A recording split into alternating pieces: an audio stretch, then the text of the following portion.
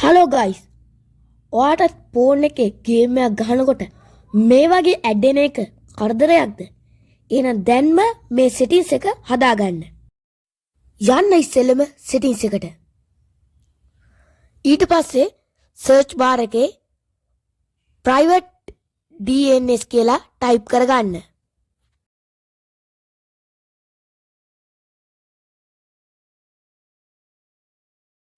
ඊට පස්සේ මේක ලෝඩ් වෙලා මේ තියෙන private DNS කියලා අන්න ඒක ක්ලික් කරන්න. ඊට පස්සේ මේ private DNS කියන එක ආයෙ ඔබන්න. මෙතන private DNS provide host name කියලා එකක් තියෙනවා. අන්න ඒක ක්ලික් කරන්න.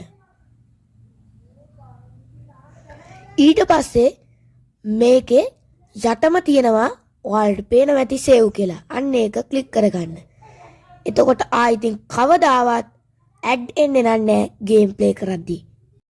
මේ වීඩියෝ හොඳයි නම් දැන්ම මගේ channel එක subscribe කරලා තියාගන්න.